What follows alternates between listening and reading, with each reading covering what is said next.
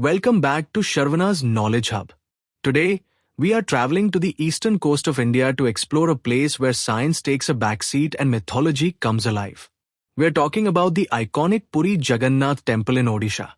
This isn't just an ancient temple, it is an architectural marvel wrapped in mysteries that modern science still cannot fully explain. From an ocean that suddenly goes completely silent to a flag that defies the wind, the phenomena here are mind-bending. Exactly. And the most striking thing for anyone visiting is the deity itself. Unlike almost every other Hindu temple where idols are carved from stone or metal with perfect anatomical precision, Lord Jagannath, along with his siblings Balbhadra and Subhadra, are made of wood. And they have no hands or feet. Why is the idol incomplete? The answer lies in a fascinating legend from the Skand Purana. It is said that King Indradyumna wanted to build a magnificent temple for Lord Vishnu. He was guided by a divine voice to find a floating log on the seashore to carve the idols. When he found the log, no mortal carpenter could cut it. Their chisels simply broke. Right, and then a mysterious old carpenter appeared.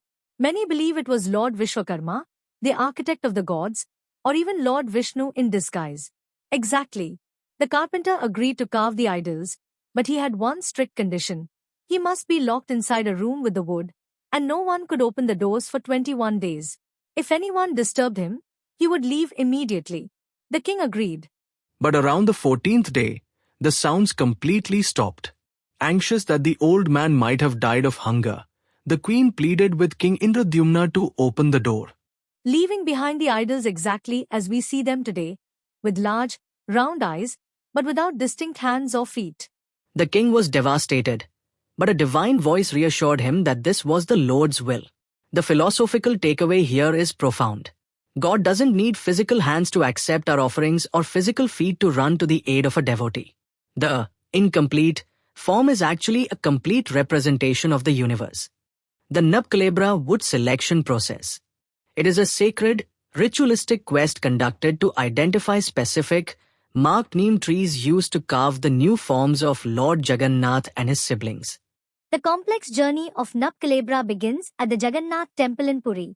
Specific priests, known as Daitapatis, descendants of the tribal chieftain Biswabasu, are entrusted with finding the sacred neem trees. Following intense ritual purifications and receiving Mahaprasad from the temple, the designated search party departs through the Singadwara, Lion's Gate. They traditionally travel on wooden bullock carts, sagadiyas, heading into the dense forests and rural landscapes of Odisha, seeking divine signs. Identifying the sacred signs, the Daru criteria, is next step. The selection is not random. The ideal neem tree must possess extraordinary, mystical characteristics, lakshanas.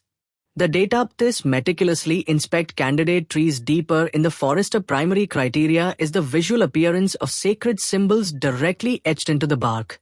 Deep-set carvings of the chakra, wheel, shankha, conch, gada, make, and padma, lotus. It should have no bird nests, an anthill must be at the base, and a cobra hole must be adjacent. Locating the exact tree often requires divine confirmation. Daitapatis report receiving guidance through dreams during the search. Specific birds, like the Kakabhuhandi, a crow messenger, are believed to lead them to the correct location. The bark must be dark in color. It must have exactly 4 main branches, symbolizing the 4 arms of Lord Vishnu. The tree must be located near a river, a pond, or a 3-way crossing. There must be a cremation ground and a Shiva temple near. Once identified, the tree is treated as sacred ground. A rigorous purification ceremony is conducted in the early morning mist. One priest pours consecrated water, sacred bath, on the roots, while another performs a small yajna, sacred fire ritual, to sanctify the area and the wood before felling, ensuring it is spiritually pure for the deities. Crucially, the tree must be cut with specific axes. First a golden axe, Swarn Kutra, followed immediately by a silver axe, and finally a standard iron axe. The main Daitapati priest, whose focus is evident in the previous forest scenes, delivers the initial ritual cuts using the golden axe. The priests chant Vedic hymns as the massive tree leans, traditionally falling toward the east or north. Once felled, the branches are carefully removed, and the sacred log is prepared for its journey to Puri on the wooden carts. Stay tuned for part 2, where we reveal the mysteries of the flag and the sacred journey to Jagannath Temple. Thank you for joining me on this spiritual journey today on Sharvana's Knowledge Hub. If you enjoyed this deep dive into cultural history, make sure to like, share, and subscribe. Until next time, keep exploring.